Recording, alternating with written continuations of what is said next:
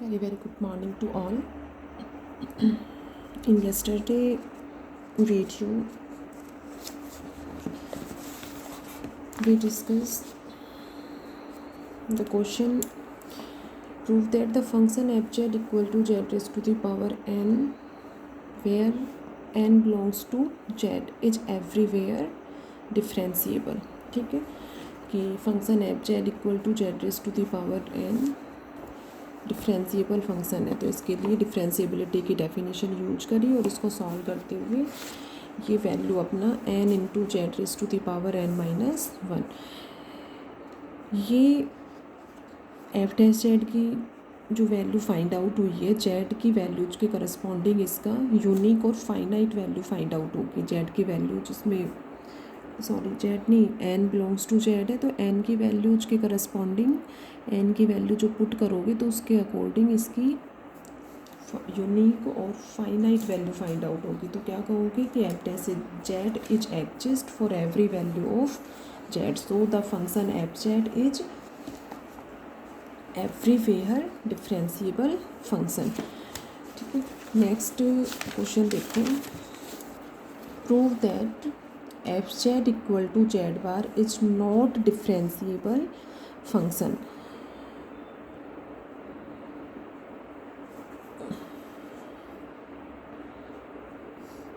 Since fz equal to z bar, and by definition of differentiability, ठीक है, यहाँ अब कंप्लीट लोगे। By definition of differentiability f dash Z equal to, definition use करो सबसे first, limit delta Z tends to zero F of Z plus delta Z. ठीक है, Z point है तो यहाँ पर बताया था जेड लोगे। एफ डैश जेड नोट को डिफाइन कर रहे हो, then f z naught plus delta Z minus f z naught हो जाएगा। ठीक है, और जेड है तो यहाँ पर जेड आएगा दोनों side upon delta Z. Limit delta Z tends to zero, F Z plus delta Z की वैल्यू यहाँ से जेड प्लस डेल्टा जेड का whole bar minus Z bar upon delta Z. ठीक है, Z one plus Z two bar equal to Z one bar plus Z two bar, तो इसके according ये value हो जाएगी Z bar plus delta Z bar minus Z bar upon delta Z. Limit del Z tends to zero, z bar cancel हो जाएगा। ठीक है, और ये वैल्यू आएगी limit del Z tends to zero del Z bar upon del z. Since Z equal to x plus iota Y, then del Z equal to del x plus iota del y and del Z bar equal to del x minus iota del y. ठीक है, z bar x minus iota Y हो जाएगा, तो उसके according del Z bar equal to del x minus iota del y. तो इसमें ये values put करो। अब देखो, डेल जेड बार की जगह पुट करोगे del x minus iota del y, और ये हो जाएगा del x plus iota del y. ठीक है, तो यहाँ पर डेल जेड ये किस में चेंज हो जाएगा, del x tends to zero and del Y tends to zero, ये दोनों यूज आ रहे हैं, तो del x tends to zero del Y tends to zero. ठीक है, तो इनको चेंज करोगे यहाँ पर, तो ये नहीं del Z tends to zero लो, उसके ये भी चेंज हो जाएगा, del x tends to zero and del Y tends to zero. Z tends to zero होता तो X tends to zero Y tends to zero, because Z equal to x plus iota Y, तो ये tends to zero होगा तो X and Y tends to zero. Equation mark करो इसको, equation number first इसको ले रहे हो तो इक्वेशन नंबर सेकंड इसको मार्क कर लो। अब देखो, इसमें एक्स और वाई के करस्पॉन्डिंग ये टर्म आ रही है अपनी, तो इसमें वही डेफिनेशन बताई थी कि z tends to z zero, किसी भी बात के अकॉर्डिंग जेड जीरो की ओर मूव करे तो उसके अकॉर्डिंग वैल्यू जो है वो फाइनाइट और यूनिक आना चाहिए अपने। तो उसमें केस क्या थे, limit x tends to 0, y tends to 0, limit y tends to 0, x tends to 0 किसी भी स्ट्रेट लाइन के अकॉर्डिंग आ रहा है तो उस केस में y equal to m x put करते थे, ठीक है। तो इस तरह से यदि delta z del x del y या जेड एक्स और वाई की टर्म्स में आ रहा है तो उस केस में 2 केसेस लेकर चलोगे यहाँ पर, केस फर्स्ट और case second. Let del Z tends to 0 along to x axis, along to x axis है, ठीक है। तो एक्स एक्सिस पर क्या होता है, y equal to 0, y equal to 0 then del y equal to 0, ठीक है। अब डेल y इक्वल टू 0 तो del Z equal to del x, del Y tends to 0 है तो del Z equal to del x हो जाएगा, ठीक है। तो केस फर्स्ट लेकर चलोगे del Z tends to 0 along to x axis, और केस सेकंड में क्या लेकर चलोगे, del Z tends to 0 along to y axis, ठीक है। तो वाई एक्सिस पर एक्स 0 होगा तो डेल एक्स 0 हो जाएगा, तो डेल एक्स 0 होगा तो उस केस में del Z tends to iota delta y. तो यहाँ पर क्या कह सकते हो, डेल जेड अपना डेल एक्स है, ठीक है। So del Z tends to 0 then del x tends to 0। From equation second solve करो, इक्वेशन सेकंड के according F dash z, f dash z की ये वैल्यू है, ठीक है। इसमें पुट करो limit del x tends to 0, और यहाँ से देखो del y equal to 0 put करोगे तो ये del x upon del x equal to 1, ठीक है। तो एफ डैश जेड की वैल्यू क्या आ गई यहाँ पर 1। सॉल्व हो गया। Case second, let delta Z tends to 0 along to y axis, ठीक है। तो वाई एक्सिस पर x equal to 0, x equal to 0 then del x equal to 0, ठीक है। तो वाई एक्सिस पर x 0, इसके अकॉर्डिंग डेल x 0 हो जाएगा, और डेल x 0 है then delta z equal to iota delta y, और यहाँ से लिमिट भी किस में चेंज हो जाएगी, del Z tends to 0 then delta y tends to 0, ठीक है। तो एक दो एग्जांपल्स कर लोगे तो और क्लियर हो जाएगा कि किस तरह से अपने को किस सिचुएशन में केस फर्स्ट और केस सेकंड जो है वो एज्यूम करना है। From second f dash Z equal to limit delta Z tends to 0 है तो delta Z tends to 0 then del Y tends to 0, और इसमें del x equal to 0 put करोगे तो ये हो जाएगा minus iota delta y upon del x 0 put कर दो दोनों जगह, ये हो जाएगा iota delta y, iota cancel हो जाए, ये कैंसिल हो जाएगा आयोटा डेल्टा वाई, और इसकी वैल्यू क्या आएगी -1। तो केस फर्स्ट के according F dash Z equal to 1 and case second के according F dash Z equal to -1, दोनों डिफरेंट वैल्यू आ रही है, फाइनाइट है बट यूनिक नहीं है, ठीक है। Along to both cases the value of f dash z are unique but not are finite but not unique, ठीक है, डिफरेंट आ रही है। तो इस केस में the function f Z equal to z bar is not differentiable function. तो prove हो गया, दोनों वैल्यू डिफरेंट आ रही हैं, इस केस में फंक्शन जो है वो डिफरेंशिएबल फंक्शन नहीं होगा।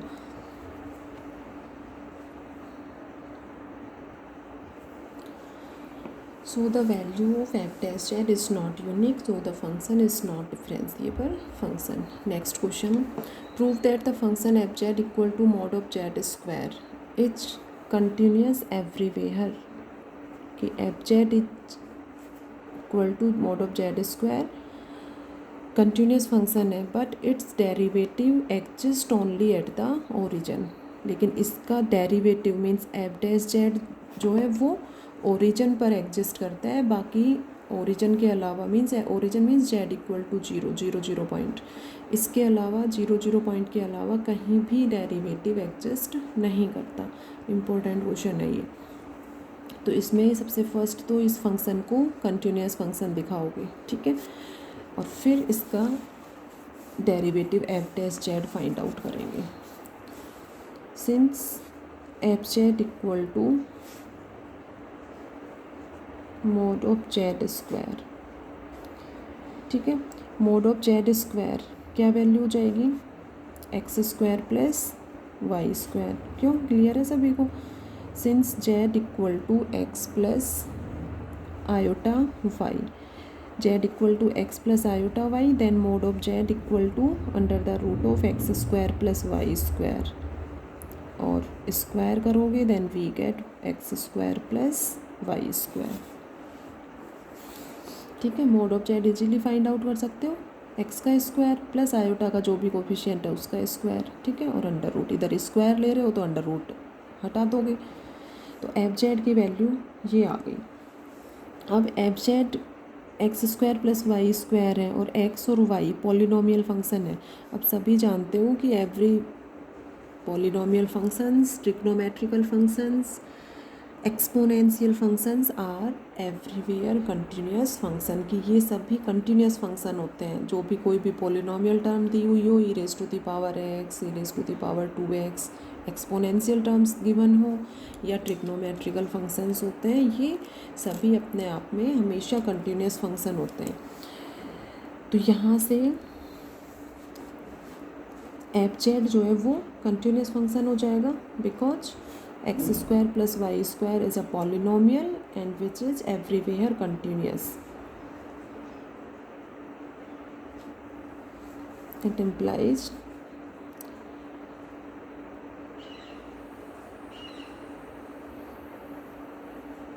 सिंपल लो यहाँ पर X square and Y square are polynomial function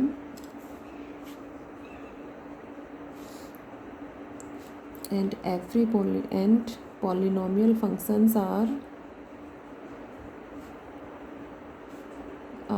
continuous function.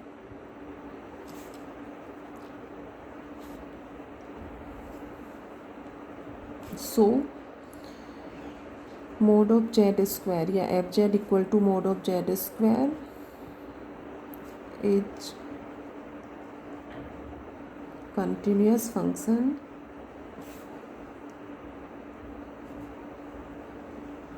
everywhere, ठीक है।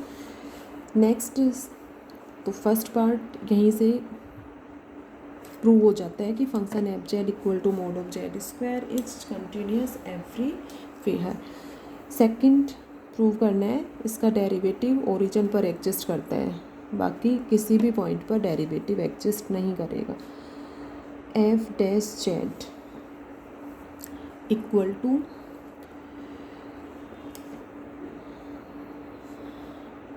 Limit delta Z tends to zero F of Z plus delta Z minus F of Z upon delta Z. Limit delta Z tends to zero F of Z plus delta Z, यहाँ से क्या हो जाएगा mod of Z plus delta Z का whole square minus mod of Z square upon delta Z. अब आप लोगों को एक प्रॉपर्टी बताई थी मोड ऑफ जेड स्क्वायर, इसको किस फॉर्म में रिप्रेजेंट कर सकते हो, Z into Z bar. Mod of Z square equal to Z into Z bar, ठीक है। जैसे ये है mod of Z square equal to X square plus Y square है, तो इसको Z into Z bar X plus iota Y into X minus iota Y, ठीक है। उसको सॉल्व करोगे, किसको, X plus iota Y into X minus iota Y, तो यही टर्म आ जाएगी, पहले भी बताया था।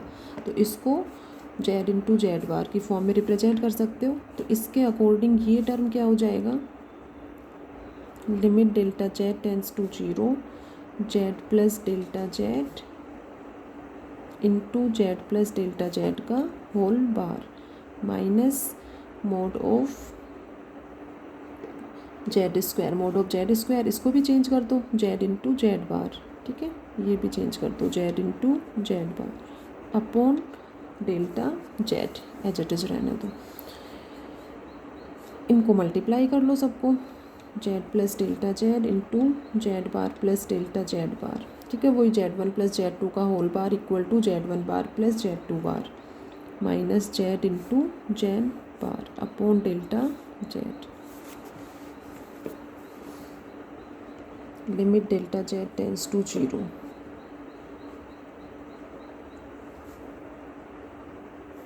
इंटू कर लो Z into delta Z bar plus delta Z into Z bar plus delta z z bar minus Z into Z bar as it is. तो ये जेड इंटू जेड बार ये तो कैंसिल हो जाएगा और अपॉन डेल्टा जेड, ठीक है। तो limit delta Z tends to zero, यहाँ से देखो इससे डिवाइड करो डेल्टा जेड से, तो Z into delta Z bar upon delta Z plus ये कैंसिल हो जाएगा, तो यहाँ से Z bar plus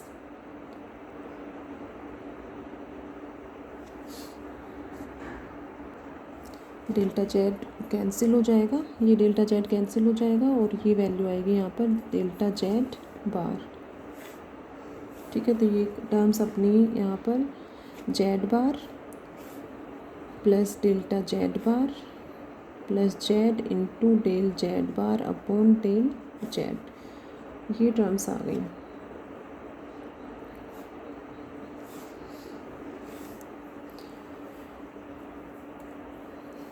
limit delta Z tends to zero है,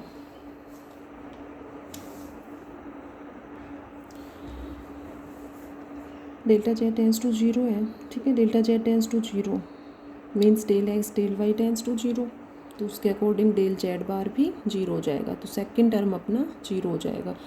इस लिमिट को इन दोनों पर ही यूज करोगे, ठीक है। यहाँ पर तो जेड बार है तो ये वैल्यू जीरो हो जाएगी इसमें, क्योंकि del Z equal to del x plus iota del Y होता है।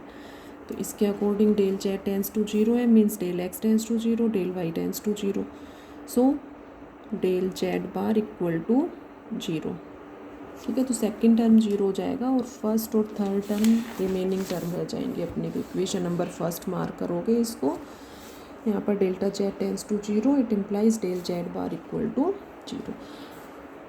अभी इस टर्म को सॉल्व करोगे, अब इस टर्म में भी इस लिमिट का यूज ओनली इसमें होगा, तो इक्वेशन नंबर फर्स्ट चाहिए इसमें एक स्टेप और ले लो, जेड बार तो एज इट इज रहने दो प्लस जेड, और लिमिट का यूज कहाँ करोगे, limit delta Z tends to zero del Z बार भी वैसे ही जैसे x tends to zero, limit x tends to zero है और एक्स की कोई भी टर्म नहीं है यहाँ पर, तो एक्स का कोई यूज ही नहीं है, ठीक है। तो delta Z tends to zero है, इसलिए इनमें कोई यूज नहीं है इसका। तो लिमिट किस पर यूज करोगे, del Z bar upon del z. फिर भी कोई स्टेप क्लियर नहीं हो किसी को तो इजीली आप लोग बाय मैसेज पूछ सकते हो personally. Limit del Z tends to zero del Z bar upon del z, इस टर्म को आज इस क्वेश्चन में सॉल्व किया है। ये टर्म अपना यहाँ पर था limit del Z tends to zero del Z bar upon delta Z, ठीक है। यही सेम टर्म था del Z bar upon del z.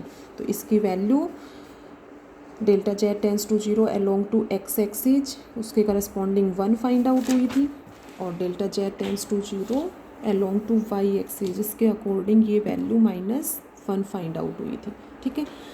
तो अब यहाँ पर क्या करोगे, दोनों केस लेकर ये कंप्लीट सॉल्व करके दिखाओगे, ठीक है। तो इतना ये यहाँ से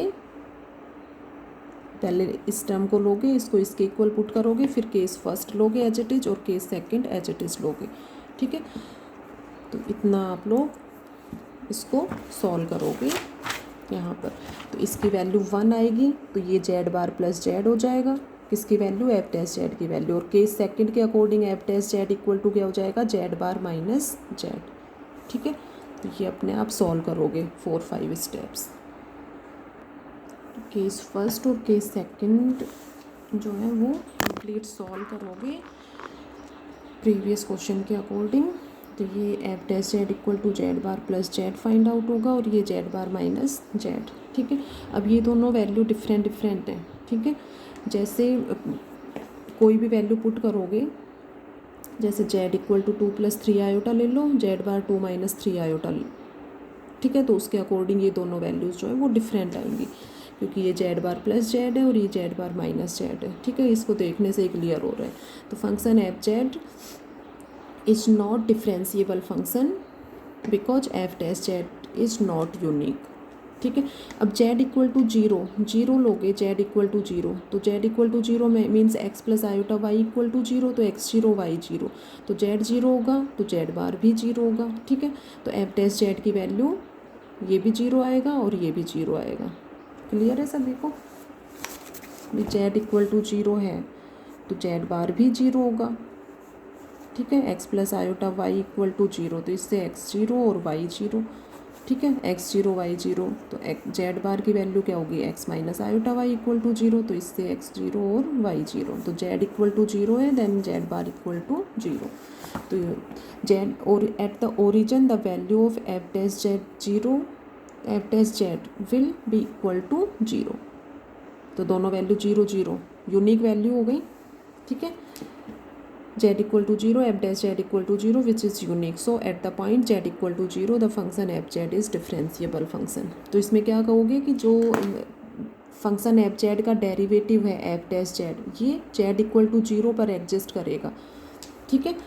तो z equal to the derivative of the function f Z is exist only at the origin. यही प्रूव करना था क्वेश्चन में कि जेड इक्वल टू 0 पर ही इसका डेरिवेटिव जो है वो एग्जिस्ट करेगा, बाकी किसी भी पॉइंट पर डेरिवेटिव एग्जिस्ट नहीं करेगा। तो अब इस क्वेश्चन को कंप्लीट सॉल्यूशन करके और मुझे पर्सनल मेरे मोबाइल नंबर पर सेंड करोगे सभी, ठीक है। मेनली ये जो स्टेप्स बताइए कि इसको दोनों केस लेते हुए सॉल्व करके ये वैल्यू जाननी चाहिए, तो ये मुझे कंप्लीट इसका सॉल्यूशन सभी सेंड करोगे, ओके।